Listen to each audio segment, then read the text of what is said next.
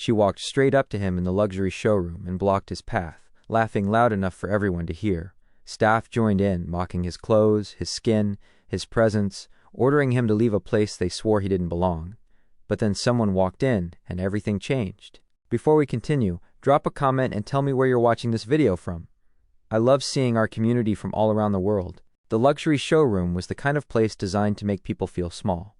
White marble floors, spotlights bouncing off million-naira cars like they were diamonds. Sales staff dressed as if they were auditioning for a fashion commercial. Every corner whispered, "If you don't belong here, you'll know." And she, Melissa Grant, the showroom's notoriously arrogant senior saleswoman, took that whisper and turned it into her personal mission.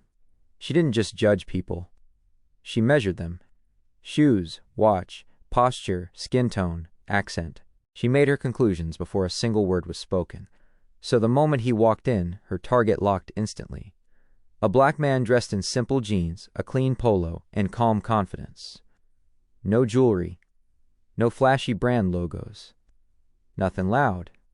Just quiet presence. And for someone like Melissa, quiet meant poor. Calm meant easy to intimidate. Black skin meant non-customer. In her head, he was already a waste of her time. She didn't greet him. She didn't ask what he needed. She stepped in front of him, shoulders squared, chin raised, and blocked his path with the entitled confidence of someone who believed the building belonged to her. "Sir," she said, her tone dipped in sugar and insult. "The budget vehicles are outside. You're standing in the luxury section." Phones turned, subtly at first. A few customers glanced over, curious. 2 salesmen slowed their steps, waiting for the show. The man said nothing, just watched her, expression unreadable. Melissa scoffed, mistaking his silence for submission. "I can guide you to the proper area," she continued, "but this area is reserved for high-end clients, people who can actually buy something." A soft ripple of laughter spread in the room. The man lifted one eyebrow gently. Still calm, still silent. She doubled down, because humiliation worked best when the victim stayed quiet. "I know you're probably unfamiliar with places like this, but we do have policies. Customers need to look like they can afford what they're touching." Another salesman snickered. A woman across the showroom whispered to her boyfriend, "Imagine coming in here looking like that." The boyfriend chuckled. Everyone felt comfortable joining in, because weakness invites cruelty, and they thought he looked weak. But he wasn't. He was simply patient. When he still didn't respond, Melissa smirked and stepped directly in front of him, physically blocking the center aisle. "I said," she repeated louder, "this section is not for you." Someone zoomed their phone camera. Someone else laughed a little too loudly. The atmosphere changed from luxury to mockery, and he let all of it happen. Every insult, every assumption, every recorded moment, not out of fear, but because he was waiting for the exact moment they would regret it. As the tension grew, staff drifted closer. Some pretended to straighten brochures. Others pretended to dust vehicles that were already spotless. But really, they came for the entertainment. One salesman, eager to impress Melissa, said loudly, "Come on, bro. This isn't the kind of showroom you stroll into. Try the used lots down the street." A few people laughed. Melissa giggled like she just won something. Then she added, "Honestly, sir, even the used lot might be above your range. But you can check." The man exhaled softly through his nose. Not angry. Not offended.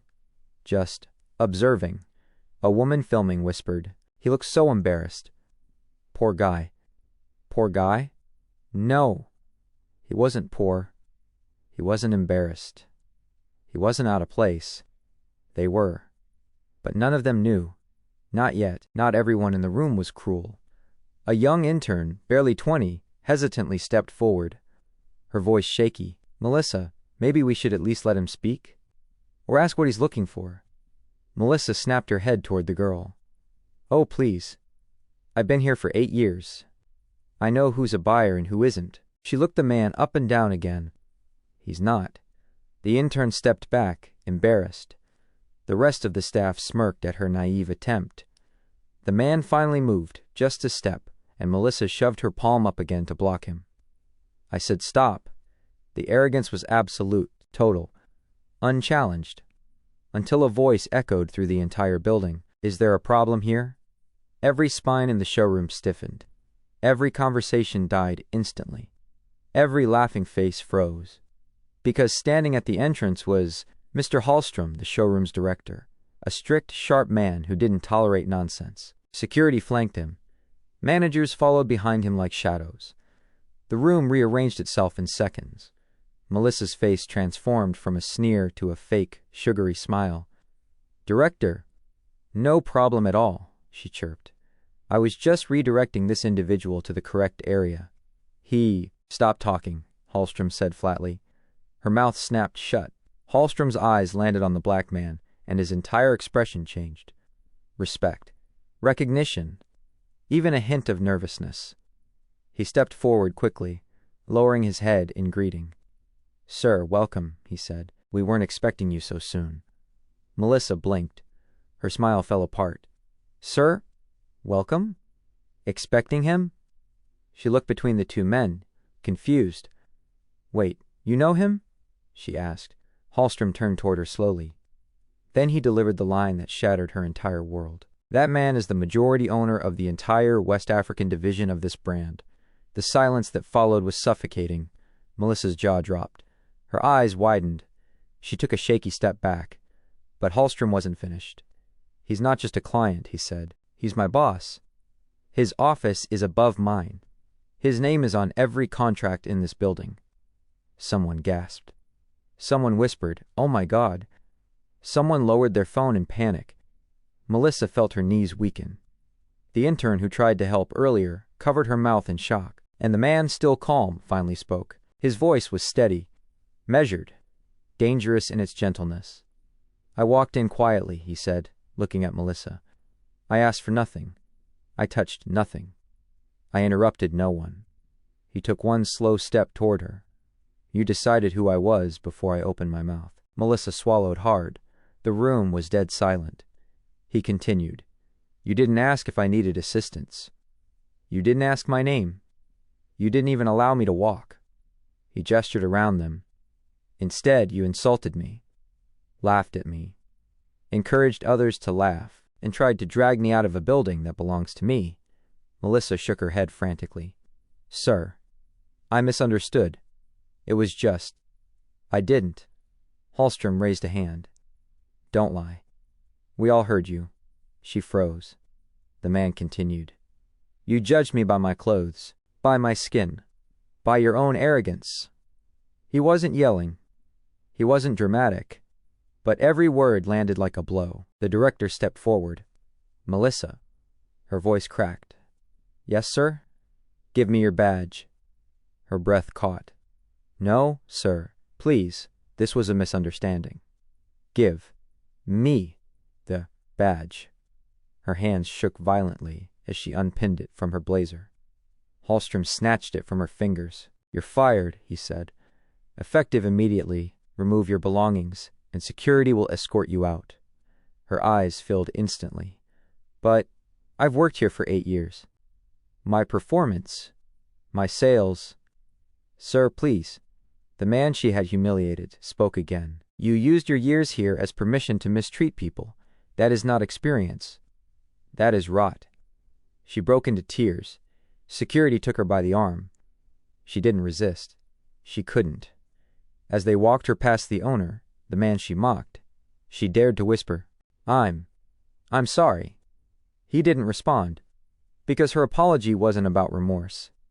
It was about consequences. And she knew it. The moment she was gone, the remaining staff rushed to switch sides, like rats fleeing the sinking ship she became. "Sir, can we assist you?" "Sir, welcome again." "Sir, please let me show you our best." He held up a hand. The room froze instantly. "Respect," he said, "is not something you learn only when a camera is on you." Everyone lowered their eyes. He walked deeper into the showroom, the same path she had blocked moments earlier, and stopped beside the newest flagship model.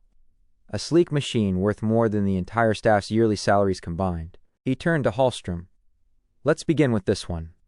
Hallstrom nodded quickly, motioning for the technicians to prepare the vehicle. "And one more thing," the owner said. Every head lifted. "From today, no one gets hired here unless they understand what respect looks like. Real respect, not the version based on wallets and skin tone." "Yes, sir," Hallstrom said immediately. The staff echoed, Yes, sir. The owner placed a hand on the car, the same area Melissa refused to let him even walk toward. Now he owned the moment completely.